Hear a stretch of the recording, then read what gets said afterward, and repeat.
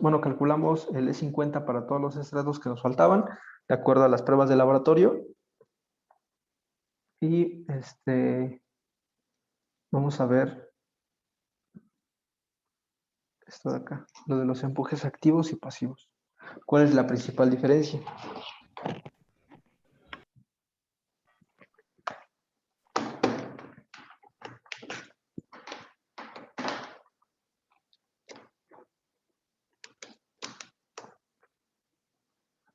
Principalmente para los tres tipos de empujes que tenemos en el suelo, o los que se llegan a presentar en el suelo. Tenemos lo que es el empuje pasivo.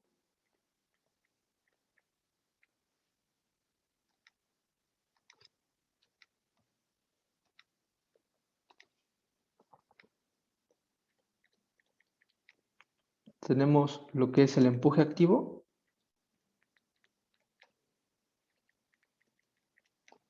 Y tenemos lo que es el empuje en estado de reposo.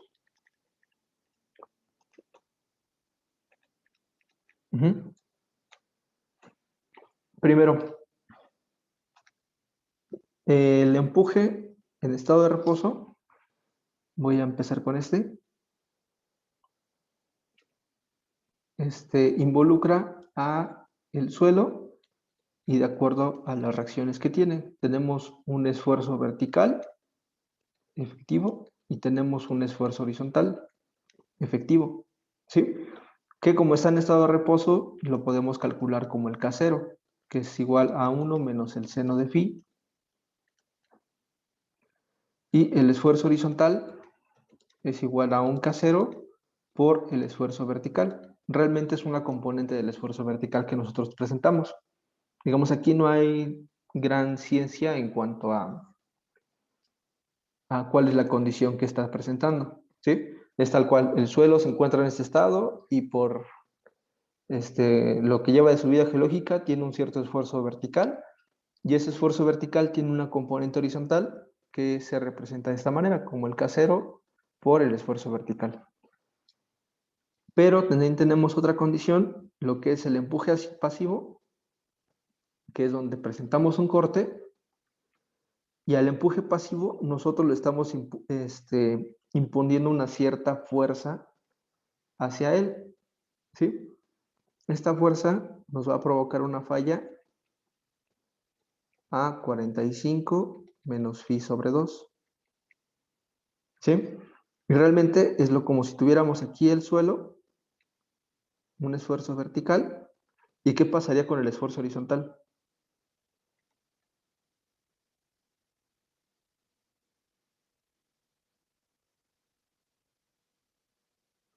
Si nosotros le estamos imponiendo una fuerza, ¿qué pasaría con ese esfuerzo horizontal? Aumentar, ¿no? Exactamente. Va a ser mucho mayor el esfuerzo horizontal a lo que es el esfuerzo vertical, ¿sí? Y si lo vemos en el plano de Mohr-Coulomb, sería una condición así. Tenemos el esfuerzo cortante, tenemos el esfuerzo normal. De este lado igual voy a representar lo que es el empuje. Un esfuerzo normal. Y en este lado tendríamos lo que es el esfuerzo horizontal y en este lado tendríamos lo que sería el esfuerzo vertical. Y tendríamos una condición más o menos así. Y bajo un estado de falla que sería igual a sigma.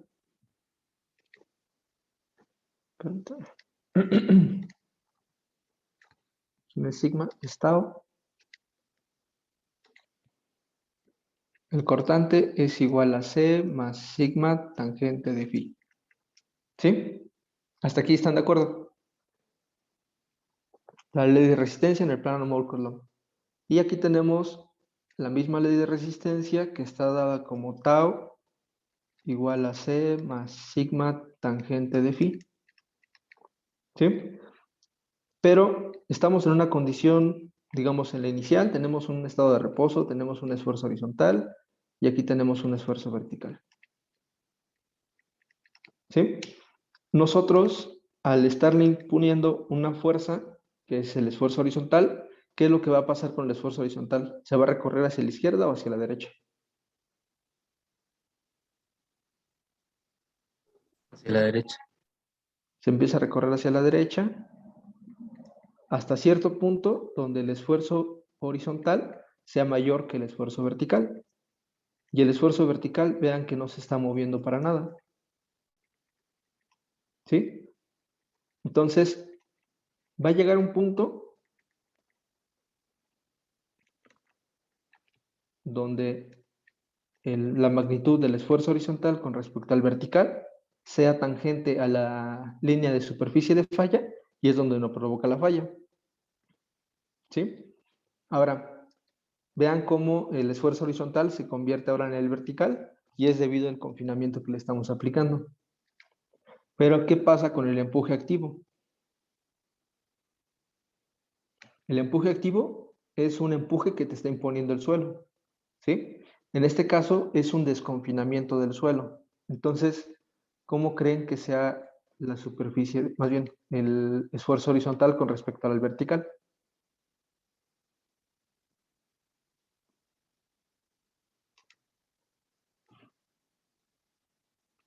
Si se está desconfinando el suelo, ¿cómo creen que sea?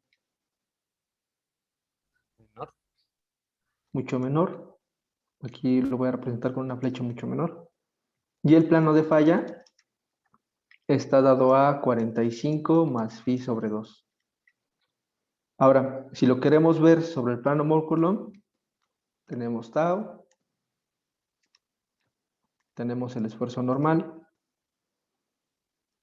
tenemos la misma superficie de falla y tenemos un esfuerzo horizontal en las condiciones iniciales y un esfuerzo vertical en las condiciones iniciales. Ahora, como está desconfinando el suelo, lo que está pasando es que el esfuerzo horizontal se está recorriendo hacia la derecha, ¿no? Y va a llegar un punto donde sean tangentes el esfuerzo horizontal y el esfuerzo vertical, ese círculo con respecto a la línea de superficie de falla, y es cuando falla la parte activa. ¿Sí? Entonces, el pasivo es un incremento de esfuerzo horizontal y el activo es un decremento de esfuerzo horizontal. ¿Sí? Entonces, por ejemplo, si ustedes recuerdan, cuando calculaban el K pasivo y el K activo, eran inversamente proporcionales, donde el empuje pasivo era mucho mayor al empuje activo. Y es principalmente por eso. Vean todo el recorrido que tiene que pasar el suelo para cuando se incrementa el esfuerzo horizontal y cuánto tiene que recorrer el estado de esfuerzos si se disminuye el esfuerzo horizontal.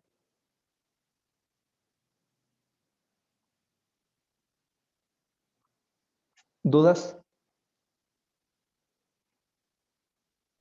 Profesor, Sí. ¿esa línea de falla para qué suelo será? Sería para un suelo cohesivo friccionante. Vean que tenemos tanto el valor de C, que está en la ordenada, y la pendiente que está dada por la tangente de phi. Si fuera solamente cohesivo, ¿cómo sería la línea?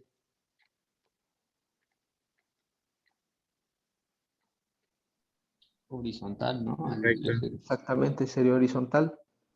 Y si fuera solamente friccionante, vertical. Una recta en el origen. exactamente, una recta, no es vertical, es una recta. ¿Sí? Sí, gracias. Por eso es que, por ejemplo, en suelos friccionantes, en un suelo puramente friccionante, no podemos hacer una probeta en su estado natural. Si se dan cuenta cuál es el esfuerzo vertical, pues haría a lo mejor por aquí. Pero el esfuerzo horizontal, pues sería prácticamente cero. Estaría por acá. Y pues prácticamente no se podría porque estaría fallando el suelo. En cambio, si tenemos un suelo con un material cohesivo, ahí sí sería diferente. Porque tenemos un esfuerzo horizontal igual a cero y el esfuerzo vertical puede valer lo que sea y no estaría fallando, a comparación de un esfuerzo puramente friccionante donde se está rebasando ese esfuerzo, esa línea de resistencia.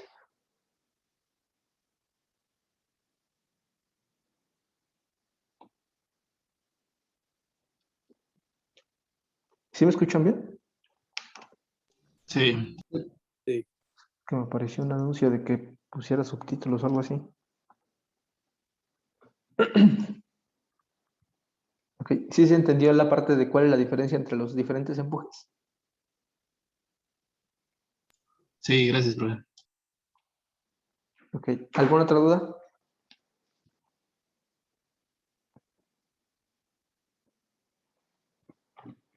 Ok, entonces vamos a continuar con el ejercicio que teníamos trabajando.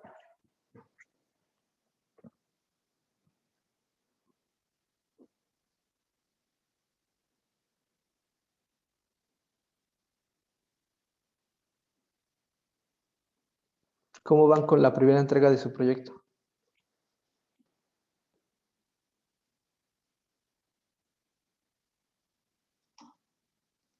Ahí va, ahí va. Recuerden que tienen hasta el viernes para entregarlo. Y yo espero que entre hoy y mañana ya termine de revisar sus exámenes para que los que no hayan aprobado, pues se aplique la reposición. ¿Ok? Sé que ya revisó algunos, profesor. No, todavía no los he terminado de revisar.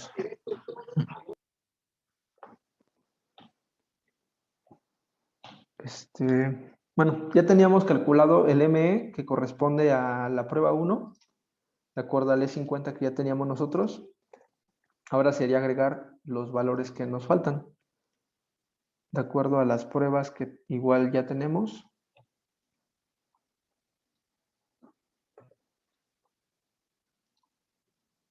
Esta es la prueba 2 y tenemos un esfuerzo de 18.25. Entonces sería más 1 entre 18.25.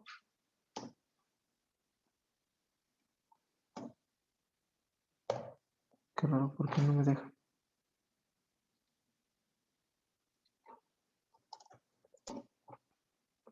Bueno, 1 entre 18.25 y se repite en los siguientes estratos. Después tenemos una parte de correlaciones, ahorita la llenamos.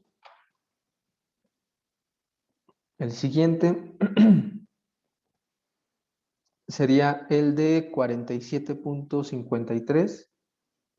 Entonces sería igual a 1 entre 47.53. Se repite igual para los siguientes estratos. El estrato 4, que sería el de 41.27, es igual a 1 entre 41.27. Y se repite para este estrato, este. ¿Ok? ¿Hasta aquí no hay ninguna duda?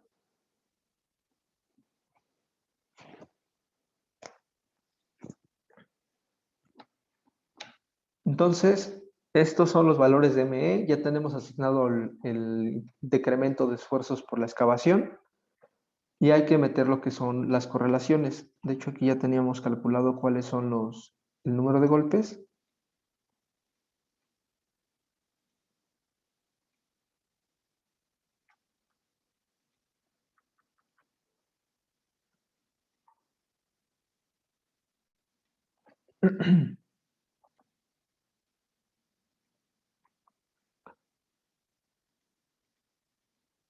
Déjame ver cuál es.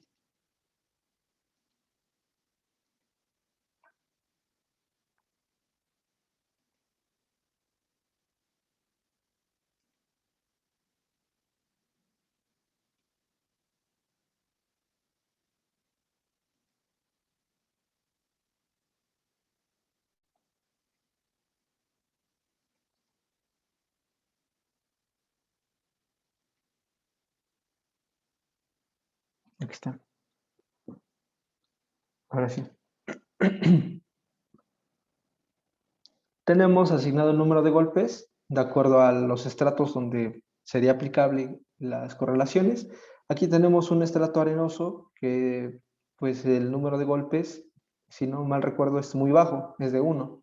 ¿Sí? De este lado igual es de un golpe. Entonces, nada, lo voy a anotar aquí para que igual lo tengan ustedes a la mano.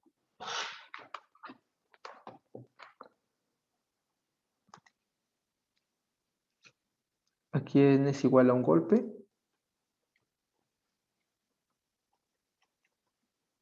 Y este estrato también es igual a un golpe. Los demás son de 8, 5, 9, 17, 22 y 34. ¿Sí? Ahora, les voy a pedir que de favor me pasen cuál es la correlación para un suelo puramente arenoso. Dentro de las correlaciones que les di, hay una para arenas, que si es menor de 15 golpes o mayor de 15 golpes.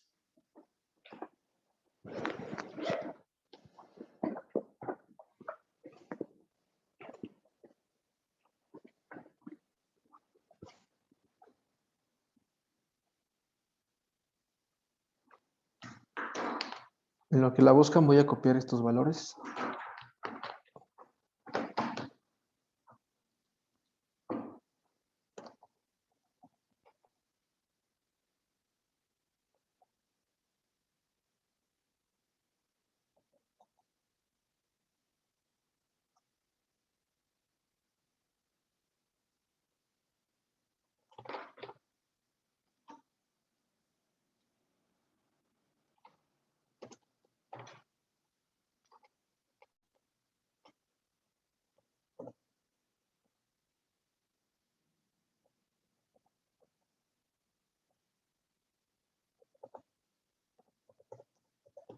Y también para un suelo limo-arenoso. ¿Cuáles son las correlaciones?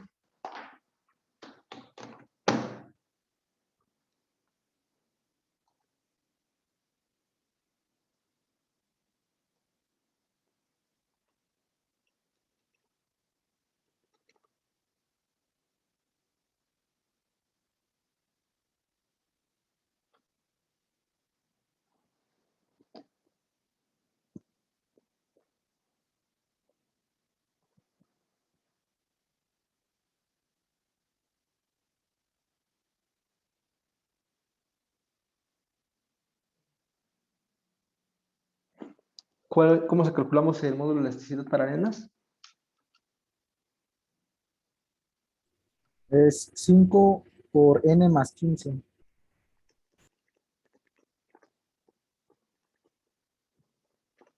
Y para limos arenosos, Es 103.5 más 1.38 n.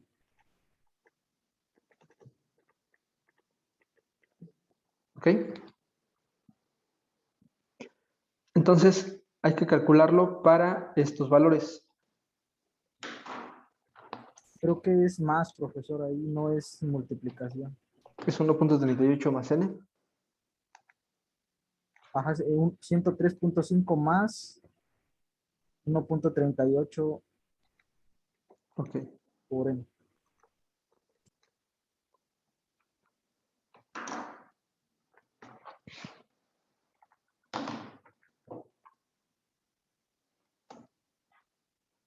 ¿Quieren que lo calculemos a mano o lo metemos directamente en la hoja de Excel?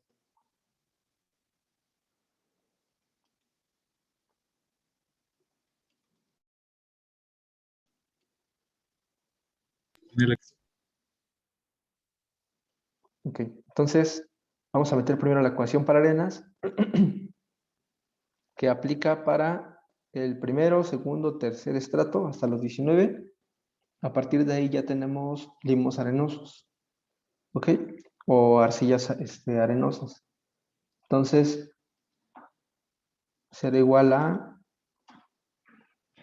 lo voy a meter de una vez como ME, 1 entre el valor de 50, que sería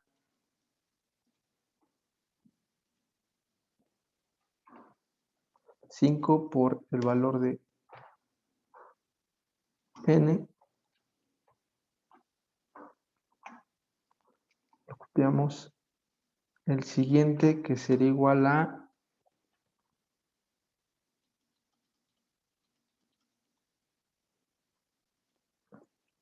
1 entre el valor de 103.5 más 1.38 por el valor de N.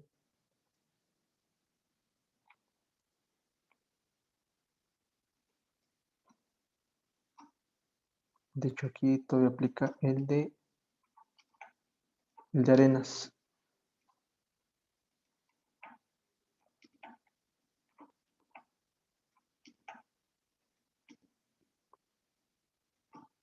¿Sí les dan esos mismos valores?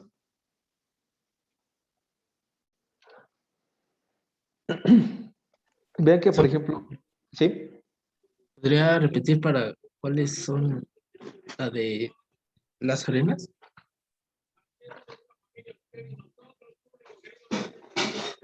Ok. Sería este de 5 por n más... Ah, me faltó más 15. Permítame. Aquí lo puse mal. Es n más 15.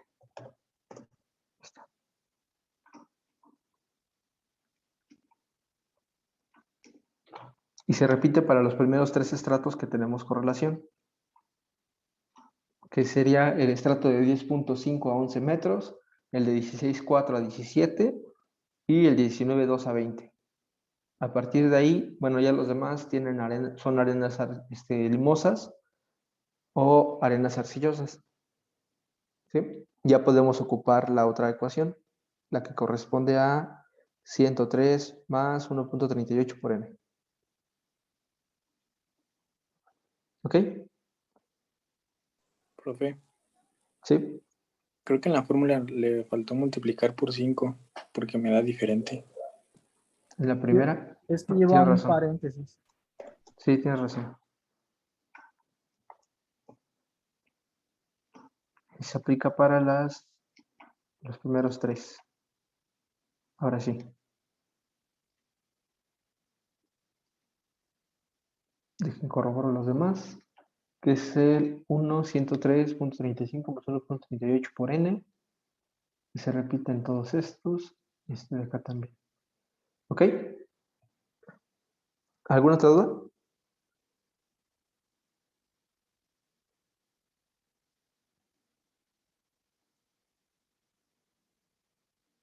Ok, entonces ya tenemos estos valores, ya tenemos el modo de elasticidad, ya tenemos cuál es el decremento de esfuerzos, ya calculamos los efectos por la excavación. Vamos a ver ahora sí cuáles son las expansiones que se presentan. Sería la deformación por expansión en centímetros. ¿Ok? Entonces aquí voy a poner otra condicional para que se vea cuáles son los datos que tiene que tomar.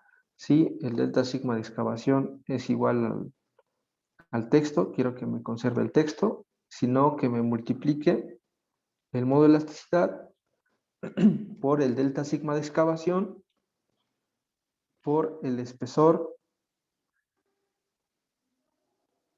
¿En dónde está el espesor? Aquí está el espesor.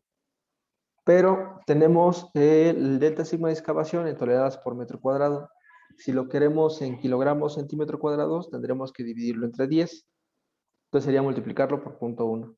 Sin embargo, el espesor lo tenemos en metros. Entonces sería multiplicarlo por 100. Entonces al final lo que resultaría sería este producto por 10. Y así ya obtendríamos la expansión. ¿Hasta aquí están de acuerdo?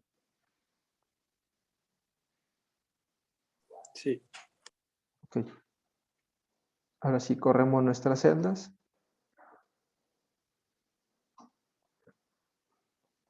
Les comenté que hay que reducirlo a 2 decimales.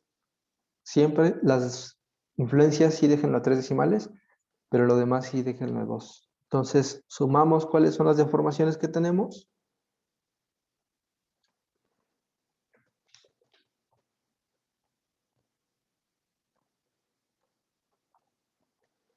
Y tenemos 25 centímetros de expansiones. ¿Alguien recuerda cuánto es el límite permisible por la norma para estructuras con colindancias?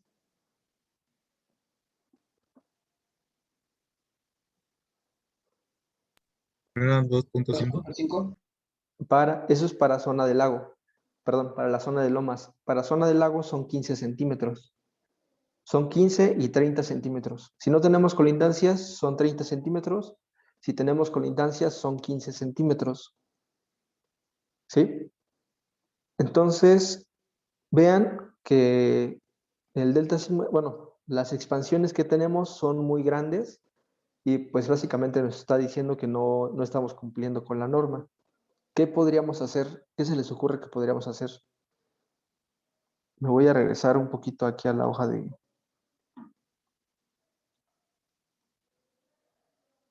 la de PowerPoint.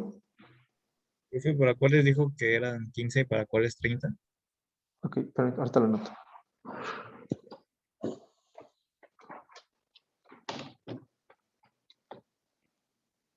Para la zona... para la zona 1 o la zona de lomas, tanto asentamientos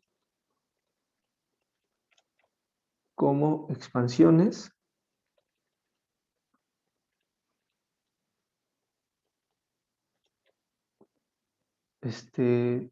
son 2.5 centímetros con colindancias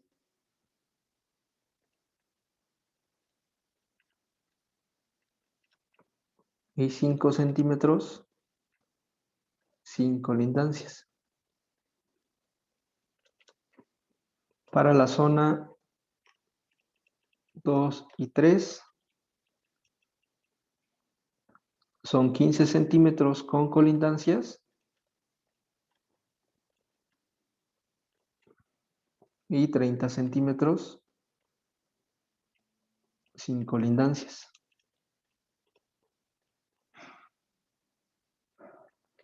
¿Ok? Vean que por el hecho de que tenemos materiales mucho más compresibles y más deformables, por eso hay tanta diferencia entre la zona del lago y una zona de lomas. ¿Sí? Entonces, ahorita la condición que tenemos es una excavación a 3.75 metros, que sí es algo profunda, y nos está provocando expansiones de 25 centímetros.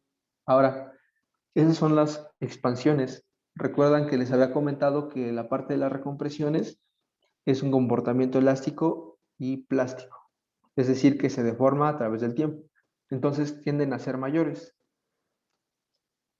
Entonces, si no pasa por expansiones, ¿para qué seguimos trabajando con la parte de recompresiones? Sin embargo, podemos hacer algunas modificaciones en cuanto a la parte de expansiones en el suelo. Vean que, por ejemplo, calculamos la deformación por expansión es igual a un delta sigma de excavación por un espesor y por el módulo de elasticidad. ¿Podremos modificar el módulo de elasticidad? No. ¿El espesor de los estratos?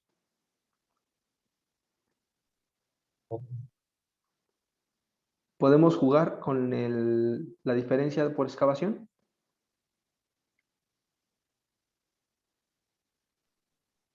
La influencia. Exactamente, acabas de decir algo importante.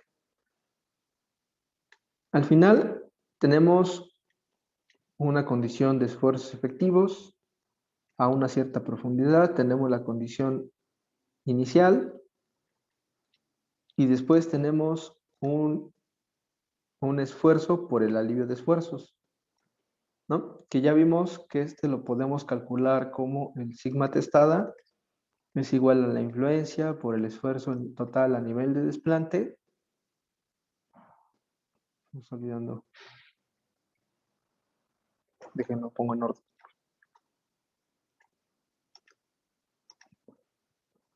A un esfuerzo efectivo menos la influencia por el esfuerzo total a nivel de desplante más lambda W por gamma W, ¿sí? Por la condición de abatimiento.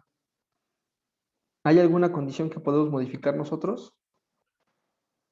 Su compañero dijo la influencia, ¿sí?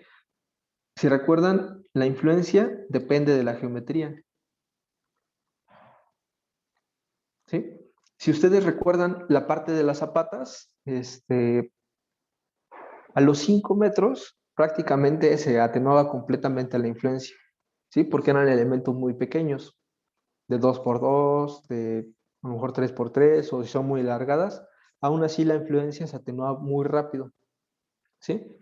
Sin embargo, en ese tipo de cimentaciones, vean que, por ejemplo, tenemos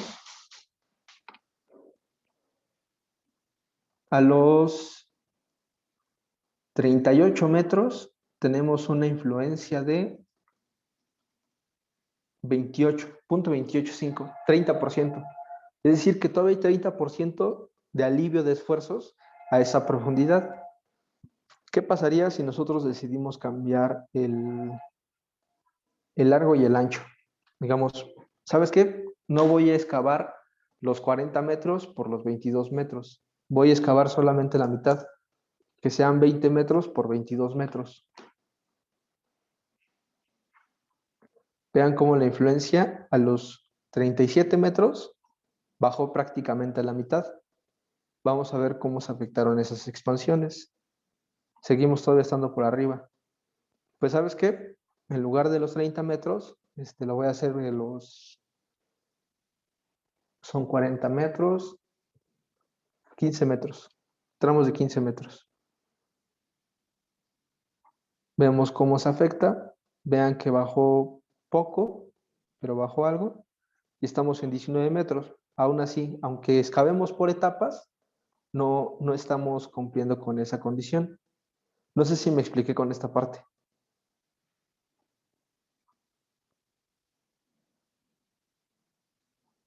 ¿Sí se entendió? ¿Por qué la influencia se puede modificar si excavamos por etapas?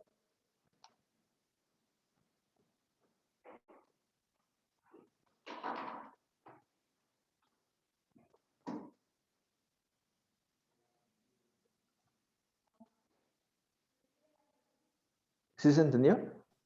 Profesor, Sí. pero aún así, cuando se termine de excavar todo, pues la expansión va a seguir siendo la que nos dio al principio, ¿no? O no. Sí. Ahí lo que podemos hacer es excavar por etapas, pero excavar la otra parte hasta que ya tengamos una cierta sobrecarga. Voy a dibujarlo aquí. Vamos a abrir una parte y lo demás es el terreno. ¿Ok? Esta sección sería la que estuviéramos abierta, ¿sí? Sin embargo, podemos decir, oye, pues antes de que termines de excavar, requiero que por lo menos me construyas mi cimentación. ¿Qué me está provocando esta cimentación ya construida?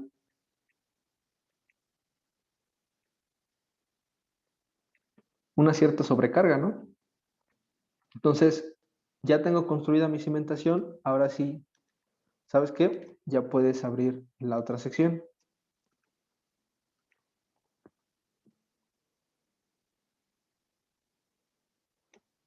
Y bajo la misma condición, construimos nuestra cimentación.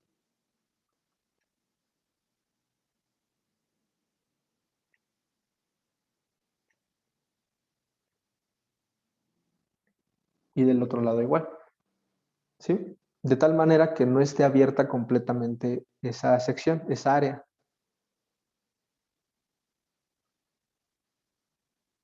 ¿Sí? Sí, sí, gracias. Ok, jugamos con la influencia abriendo por etapas. Digamos, la influencia se puede afectar para construcción por etapas.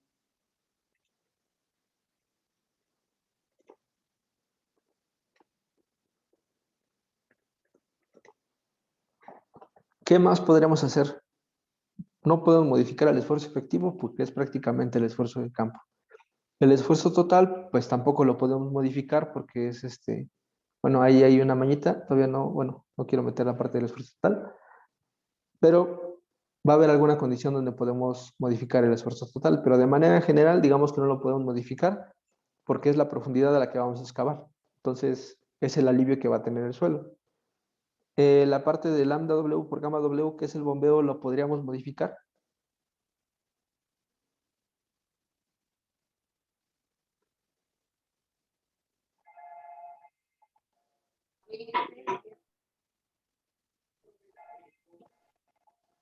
Pues partimos con la condición de que por lo menos tenemos que tener el nivel freático medio metro por debajo del nivel de excavación. Ahora, ¿qué pasa si nosotros abatimos más ese nivel freático? Si se dan cuenta, si este aumenta, este valor de sigma testada también aumenta. Entonces, ¿qué pasaría con nuestro estado de esfuerzos? Sería una condición más o menos así, ¿no? Y este valor, por este valor, vean que es delta sigma de excavación.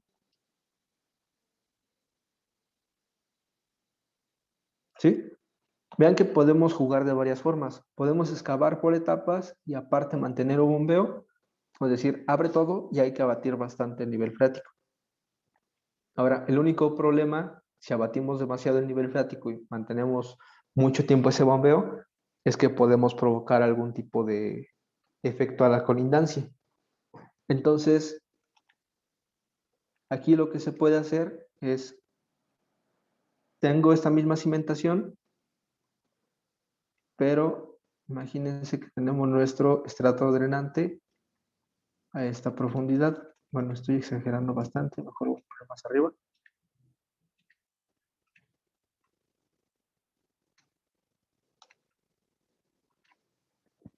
Lo tenemos a esta profundidad.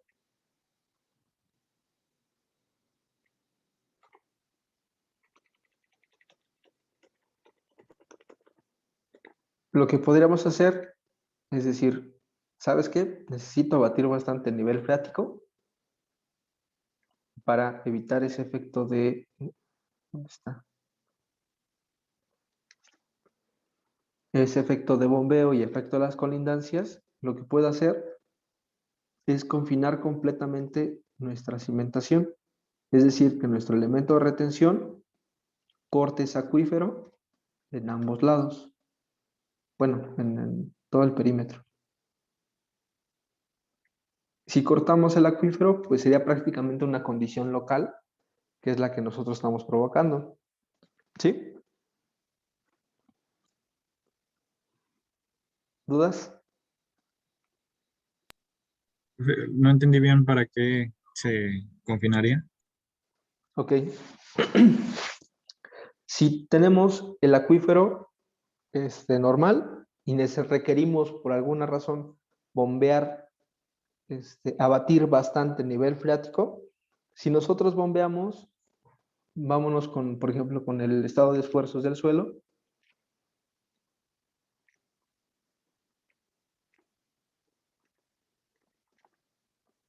Por eso les había comentado que es muy importante que sepan distinguir entre los esfuerzos efectivos y esfuerzos totales. Tenemos que el esfuerzo total es igual al esfuerzo efectivo más el valor de la presión de poro. Y el esfuerzo efectivo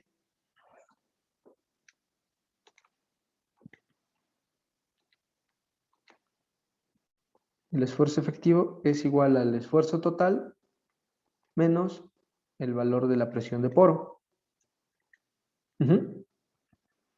Entonces, si nosotros aumentamos el valor de la presión de poro, ¿qué va a pasar con ese esfuerzo efectivo? Todo se Más bien, arruinó. si disminuimos el valor de la presión de poro, es decir, abatimos, ¿qué pasa con el esfuerzo efectivo? Es menor. Al contrario, ¿no? Es más grande. Exactamente, tendería a aumentar. La presión de poro disminuye y va a tender a aumentar. ¿Sí? Entonces, digamos que el estado de esfuerzos ahora sería algo así. Estoy suponiendo. ¿Y qué pasa con este incremento de esfuerzos? Digamos, lo que vimos en cimentaciones superficiales y lo que hemos visto hasta ahora, ¿qué pasa con el incremento de esfuerzos? ¿Qué nos provoca?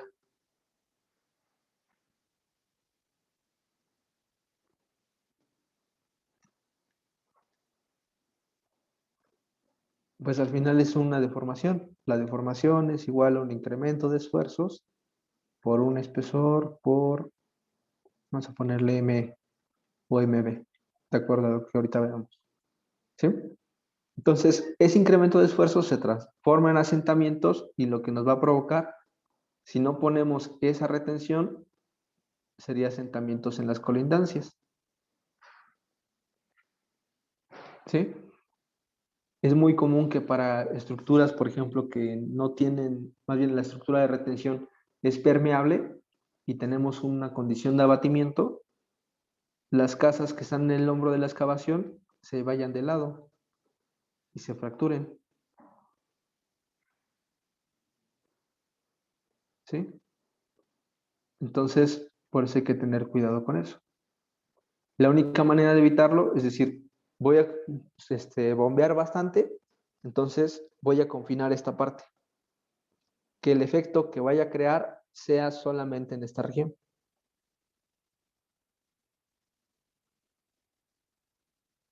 ¿Dudas?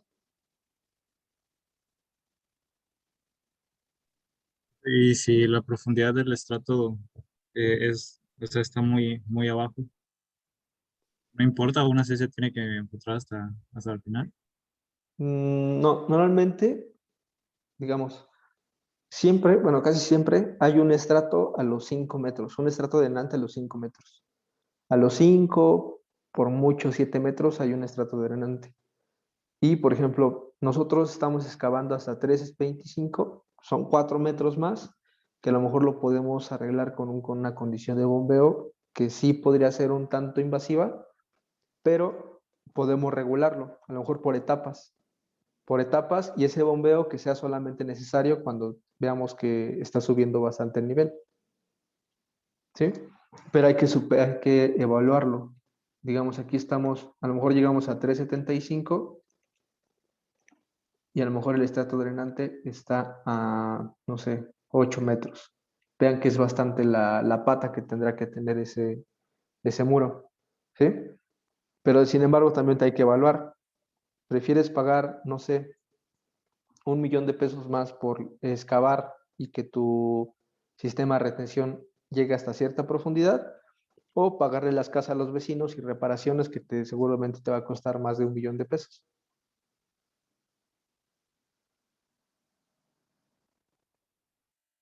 ¿Sí? O sea, al final es una relación costo-beneficio. Podríamos ver si con una condición a, no sé, 5 metros, este bombeo ya no es tan invasivo para las colindancias, pues si estamos a 8 metros, se gana alguna diferencia. Profesor, Sí, ¿y si con estos elementos de retención se bombea, ya no se dañan las colindancias? no solamente depende de la condición de bombeo, también depende del sistema de retención que tengamos. En sus cursos de mecánica de suelos, me imagino que vieron la parte de los troquelamientos, que son elementos que se colocan en la excavación, principalmente elementos metálicos, y que se les aplica una cierta carga para evitar que el hombro de la excavación venza. ¿Sí?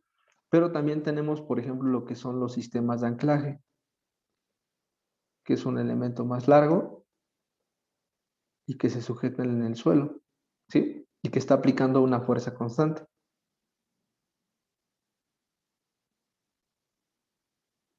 ¿Sí? O sea, no solamente es la condición de bombeo y que la pata de nuestra excavación sea suficiente, sino también requerimos un sistema de retención apropiado. ¿Cuál es la ventaja de una contra otra? Pues esta es mucho más económica que los anclajes, pero los anclajes son menos invasivos en cuanto a más bien tienes más área para trabajar.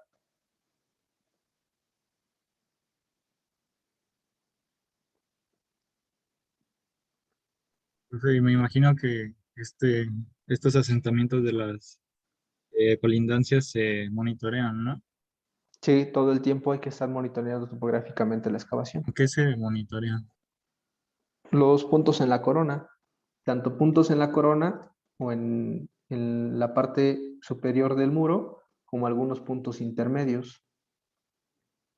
¿Por qué intermedios? Porque a lo mejor en la parte superficial no está fallando, pero el sistema de retención está provocando una panza así.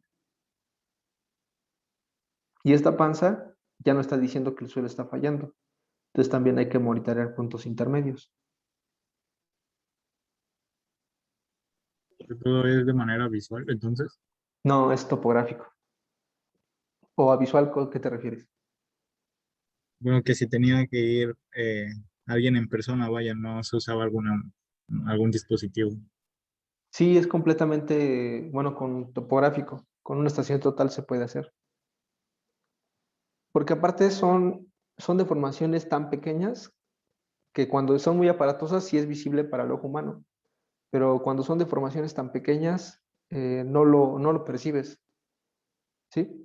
Sin embargo, empiezas a ver, a lo mejor 1 centímetro no se alcanza a ver que se bufó la excavación, pero ya 7, 8 centímetros ya se alcanza a ver, ¿sí? Entonces, si no tienes un control topográfico que te dice esto ya se movió medio centímetro o 3 milímetros, pues no, hay que tener un equipo más preciso, ¿sí? Que el ojo humano. Profesor, ¿y estos elementos se dejan cuando se construye la cimentación y ya todo? ¿De cuál? Los de retención. ¿El muro? Ajá. Sí, el muro sí. Sí, aparte, sí, no es fácil quitarlo. El único que se podría quitar es lo que se llama muro Milán. No sé si ustedes lo vieron en su curso de mecánica de suelos. El muro Milán es un sistema de retención temporal. Ese sí es completamente temporal. Por ejemplo, un tabel destacado se puede quedar de manera permanente. Un muro Milán se puede quedar de manera permanente. Ah, es muro Berlín. Ahorita dije muro Milán. El muro Berlín es temporal. El muro Milán es el que se deja de manera permanente. El muro Berlín se construye con unas secciones IPR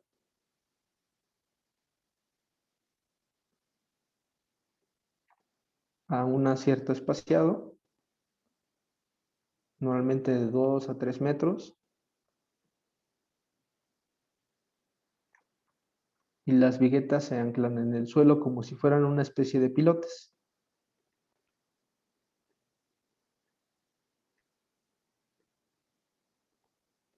¿Sí? Y entre estos huecos se colocan tablones de madera que se van poniendo y bajando uno a uno durante toda la excavación. ¿Sí? Ahora, lo malo de este muro o este tipo de muro Berlín es de que como el sistema de contención es de madera, pues realmente es, digamos, la madera te va a dar cierta impermeabilidad, sin embargo, pues tenemos unas juntas entre cada tablón, ¿sí? Y esas mismas juntas, ¿qué va a pasar? Nos va a permitir entrar el agua, son filtraciones, estás, todo lo que querías ganar con tu sistema de retención, pues lo estás perdiendo en una zona del agua, ¿sí? No tenemos una condición impermeable, puedes provocar asentamientos en tus colindancias. Entonces, el muro Berlín es muy limitado para la Ciudad de México. Lo podemos ocupar excavaciones de hasta 2,5 metros, 3 metros. Pero ya más, ya es complicado por el hecho de la impermeabilidad. ¿Sí? Algunos lo que han aplicado es que en lugar de colocar ese sistema de tablones, pues dejo mis viguetas, pero meto un sistema armado. ¿Sí? Con el fin de que una vez que ya cuele, pues ya el muro de concreto ya es impermeable. Eso también podría ser válido, ¿sí? Sin embargo, sí es un tanto más complicado porque hay que estar conteniendo el agua y cuidando que tu colindancia no se vaya al lado, ¿sí? Pero este sistema del muro de Berlín sí se puede, es temporal y se puede retirar. Se pueden quitar las viguetas o se dejan de manera temporal y las ocupas como apoyo para el muro permanente de la excavación, o más bien de tu construcción.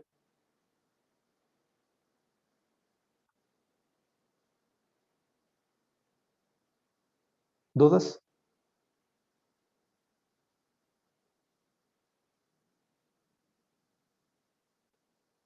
¿Vieron esta parte de muros de, bueno, sistemas de retención en mecánica de suelos?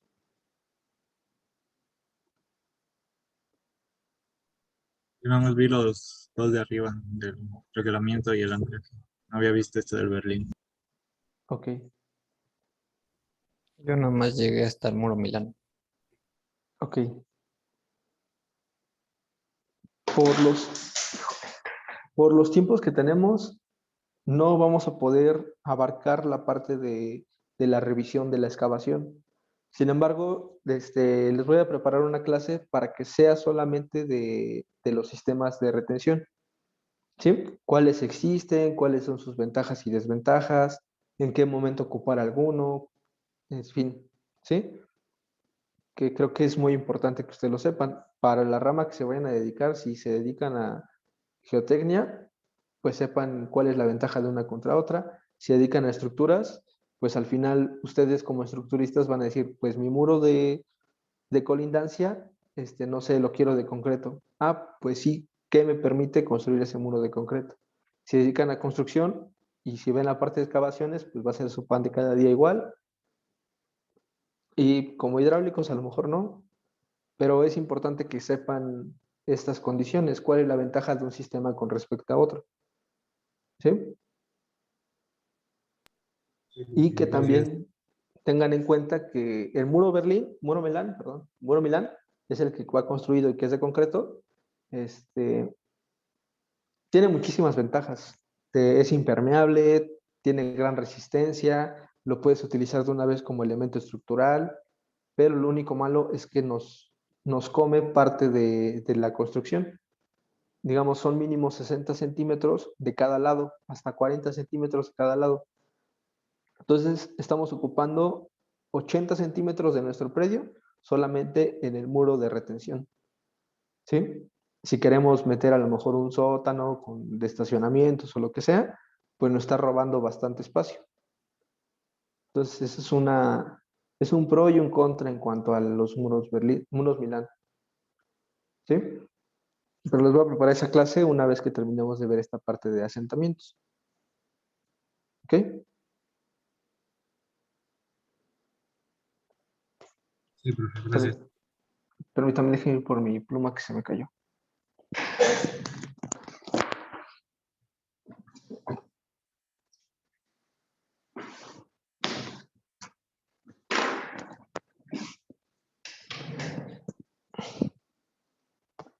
Ok. Entonces, ¿qué les comentaba? Lo que podemos hacer, vimos que en cuanto a los asentamientos, perdón, las expansiones, tenemos que la influencia, que excavemos por etapas, no vamos a ganar mucho, ¿sí? Ese efecto de atenuación de esfuerzos, debido a que son áreas muy grandes, pues a lo mejor no se gana tanto, ¿sí? Lo que podemos hacer es jugar un poco con el bombeo. Vamos a proponer algo diferente a lo que ya teníamos nosotros. Teníamos una condición de bombeo. Bueno, antes que nada, ¿no hay ninguna duda en cuanto a esto?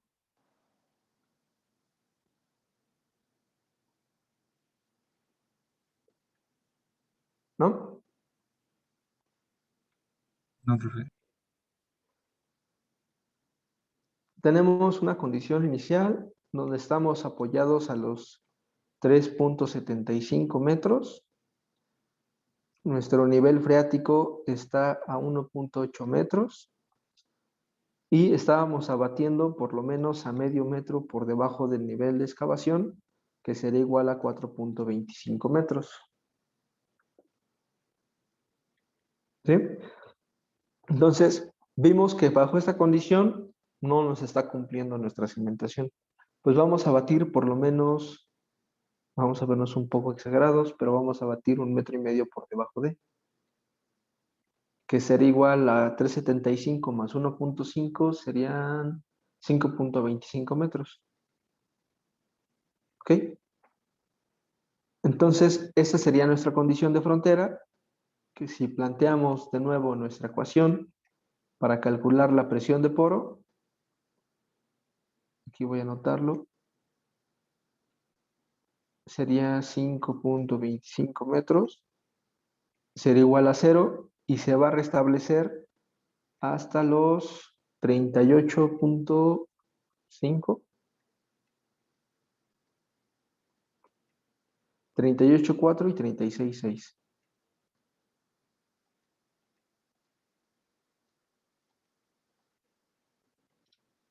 38.4 y 36.6.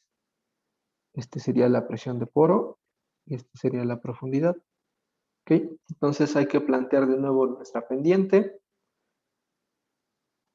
que en este caso sería igual a 36.6 menos 0, que es el valor de la presión de poro, entre la diferencia de cotas, que sería 38.4 menos 5.25. ¿Cuánto les da?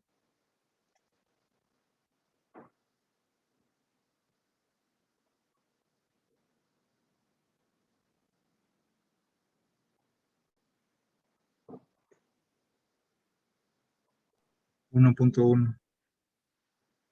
1.1. Ok. Entonces ya tenemos la ecuación de presión de poro, será igual a A más el valor de B, que sería Z, por el valor de la pendiente. Entonces, para UI igual a 0, Z es igual a 5.25. Entonces, sería 0 es igual a A más 5.25 por 1.1. A es igual a menos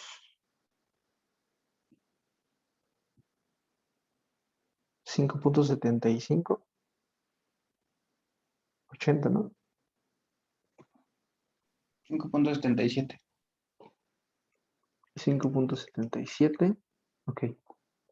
Entonces ahora tenemos una ecuación de la presión de poro igual a menos 5.77 más Z por 1.1. ¿Ok? Aquí la restricción es para Z mayor o igual que 5.25 metros. ¿Ok? ¿Ya lo copiaron?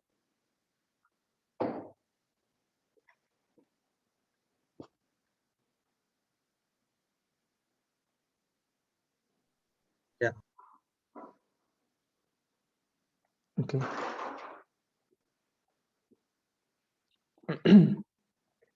Entonces, si ustedes Profesor, ya tienen... Sí, ¿podría poner rápido la celda de la segunda correlación, por favor? la segunda correlación... Ok, esta de acá. Ok, gracias. Ok. Entonces, si ustedes tienen programada ya su hoja de Excel, vean que es mucho más sencillo. Ahora podemos aquí nada más modificar algunos datos, que sería para U igual a 5.25 y el valor de la presión de poro la calcularíamos como 5.77 por Z por 1.1. Corremos nuestra celda. Permítanme un momento.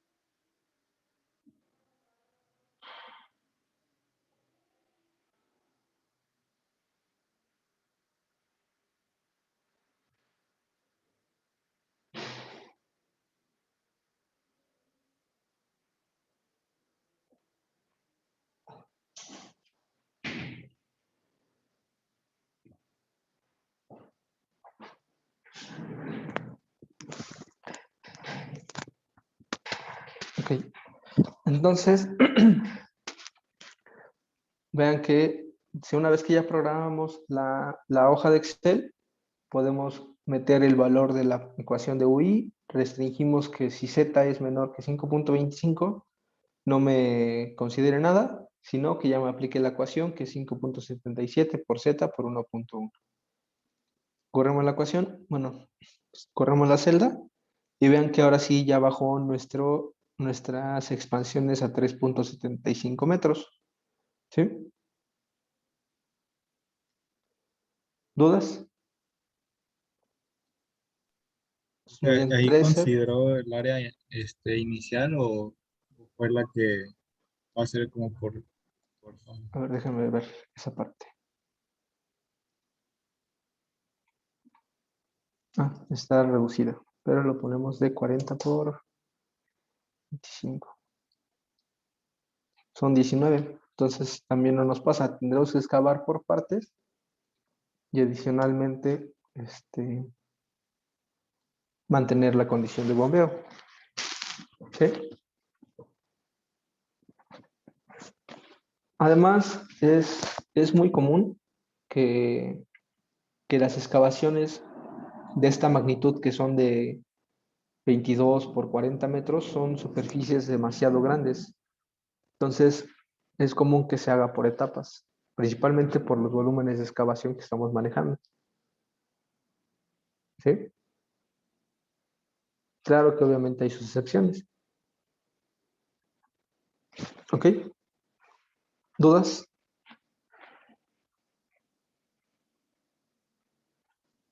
Profesor, ¿Sí? ¿y no se podría proponer tal vez cambiar la cimentación o no? Sí, se puede cambiar la cimentación. ¿Por qué lo cambiarías, por ejemplo? Pues no sé, tal vez por unos pilotes. Ok, eso es a lo que voy a llegar, pero una vez que calculemos los de recompresión. Pero podríamos meter algún tipo de pilotajes. Ujú. O a lo mejor decir, pues, ¿sabes qué?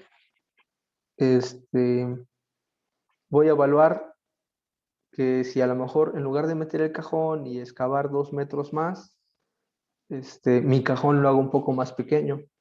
Es decir, que en lugar de excavar hasta los 3,75, excavo a los 3,25 metros.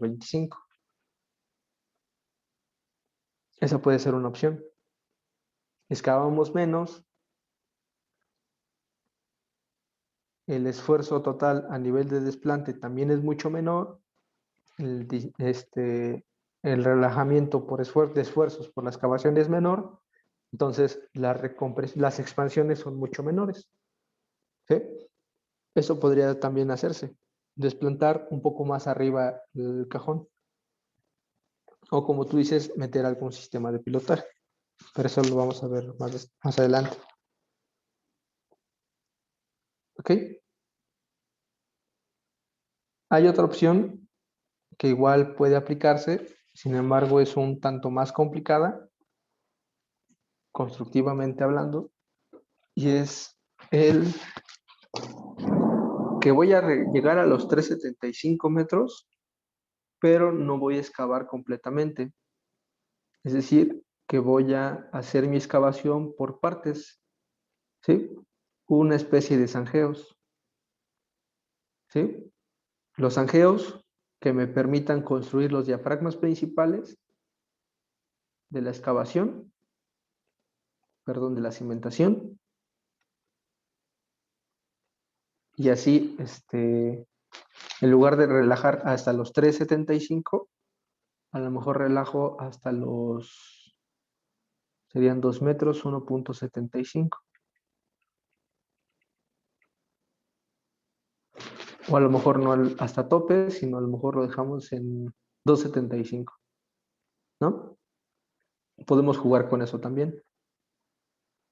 ¿Y qué cambiaría si nosotros excavamos a 2,75 en lugar de 3,25?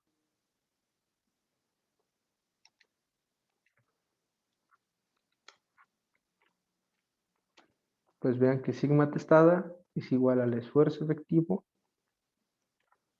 menos la influencia por el esfuerzo total a nivel de desplante o nivel de excavación.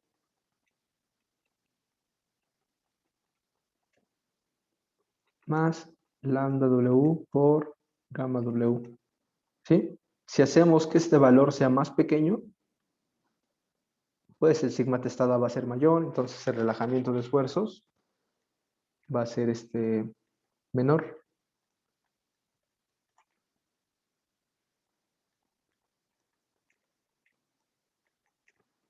¿Sí?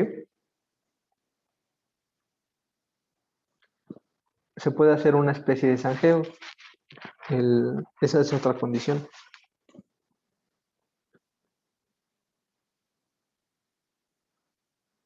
Digamos, hay muchas formas con las que podemos jugar para tener y hacer que el suelo sienta menos ese cambio de esfuerzos que le estamos aplicando. ¿Dudas?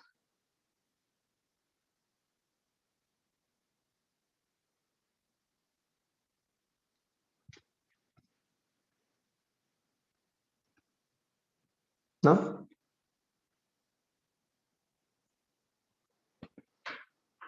Ok. Entonces vamos a dejar esa condición del abatimiento a los 1.5 metros y vamos a dejar aparte excavar por etapas y así cumplimos con la condición de excavación, perdón, de expansiones. Ahora lo que falta es ver qué pasa con los asentamientos a largo plazo una vez que empecemos a construir la cimentación y toda la superestructura. ¿Sí? Para eso vamos a hacer uso de las curvas de consolidación. Tenemos estas curvas. Bueno, antes que nada, quiero hacer un pequeño paréntesis. Y es para... ¿Dónde está?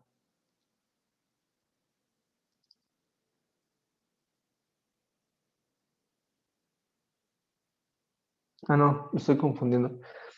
Por ejemplo, para el datos del proyecto... este no es.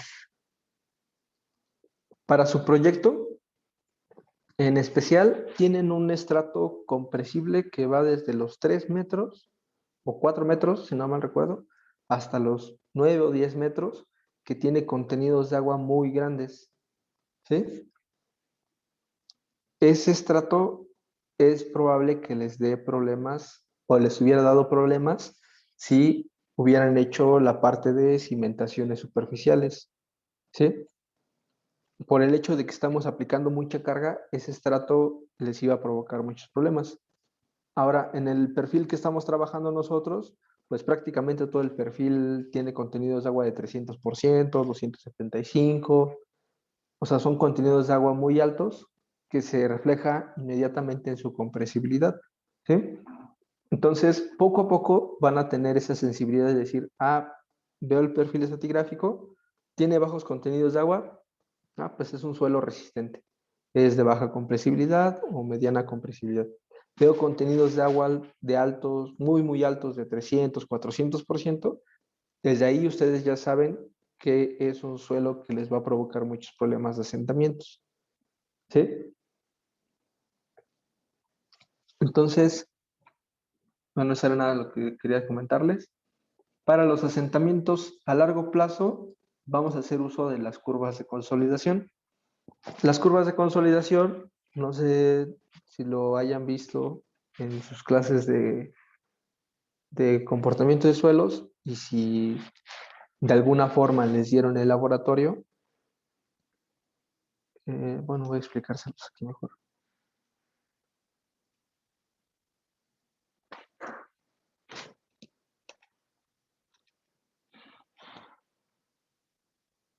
La prueba de consolidación se labra una muestra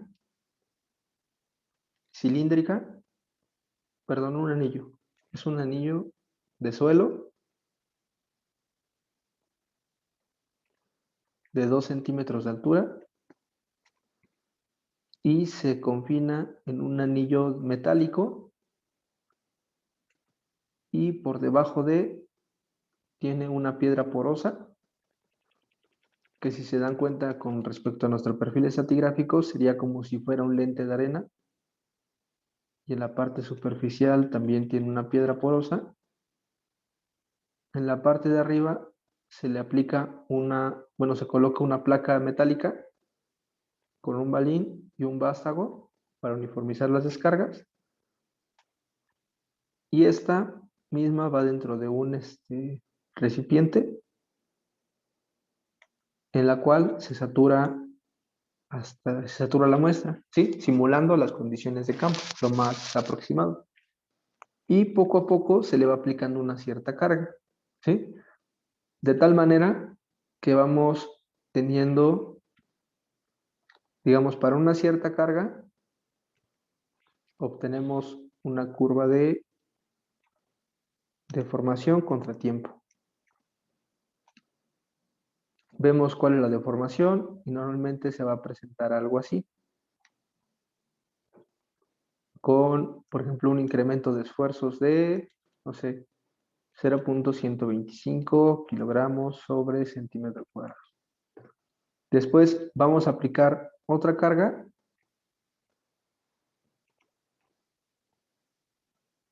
A lo mejor un incremento de esfuerzos igual a 0.25 kilogramos sobre centímetro cuadrado.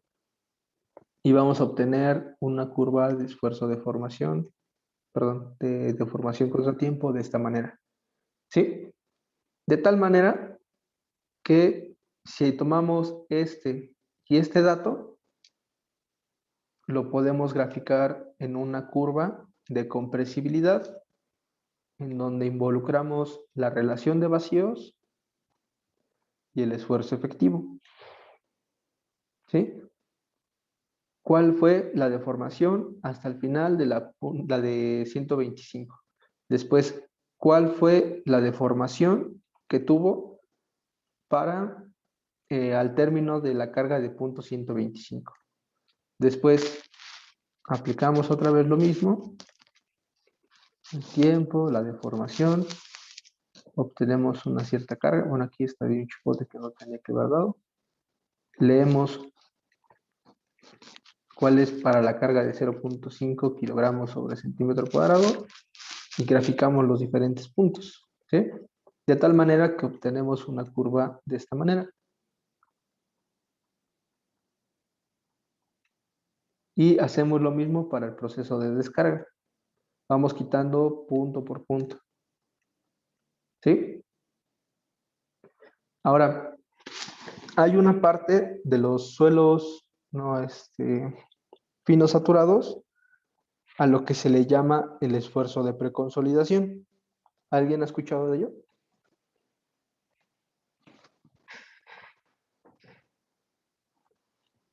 El esfuerzo de preconsolidación va a depender de alguna nomenclatura que ustedes conozcan. Yo lo llamo así, sigma prima subíndice B. Es el esfuerzo en el que el suelo ha rebasado la carga que ha recibido durante su vida geológica. Es decir, a lo mejor es un tanto diferente, muy diferente, pero imagínense lo que cuando vimos el perfil de cimentaciones superficiales les hablé de la arena pumítica, ¿no? La arena pumítica, si ustedes la agarran y le aplican una carga, va a haber un punto donde no le pase prácticamente nada, ¿no? Pero si rebasan ese punto, la piedra pumítica o la arena pumítica se va a desgranar, ¿sí? En el suelo no pasa eso. Lo que pasa es que las deformaciones se convierten en deformaciones plásticas muy grandes que ya no son recuperables, ¿sí? Además que son asentamientos muy bruscos y son de gran magnitud. Entonces, por eso es importante no rebasar este esfuerzo de preconsolidación. Si nosotros rebasamos ese esfuerzo, vamos a tener asentamientos muy grandes, ¿sí? Por eso es ideal trabajar para el tramo de recompresión.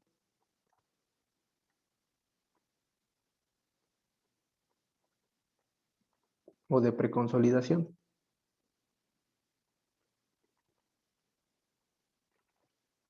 y este normalmente se le conoce como el tramo virgen.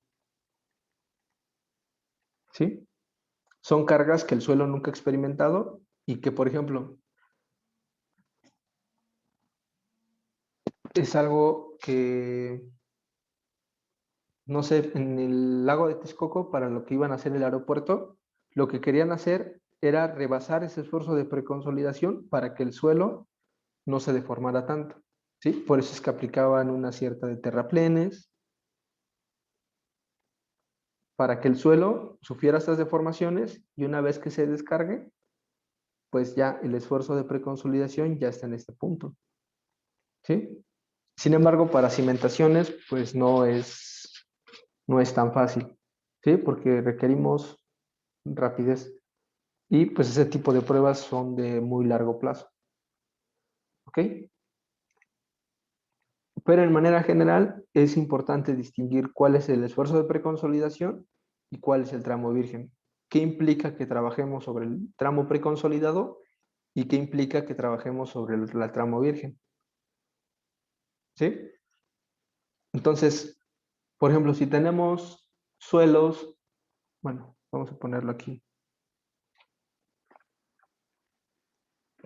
De manera ideal, cuando calculamos los pesos volumétricos, tenemos una parte sólida y una parte líquida. ¿Qué pasa si esa parte líquida es mayor que la parte sólida? ¿Creen que sea muy o poco compresible?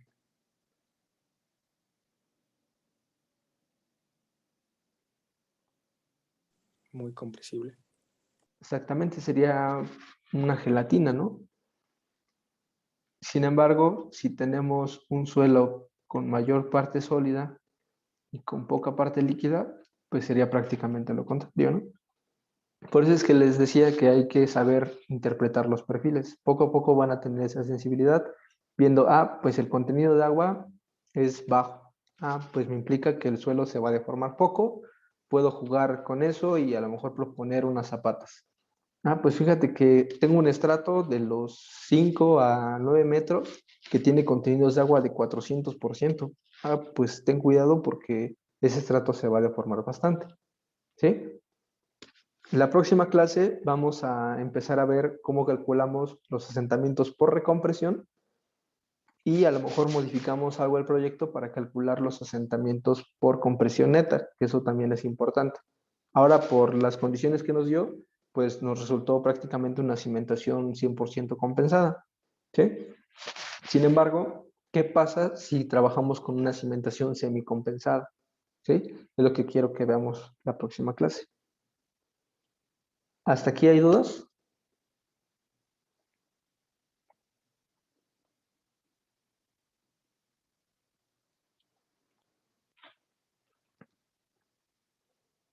Entonces,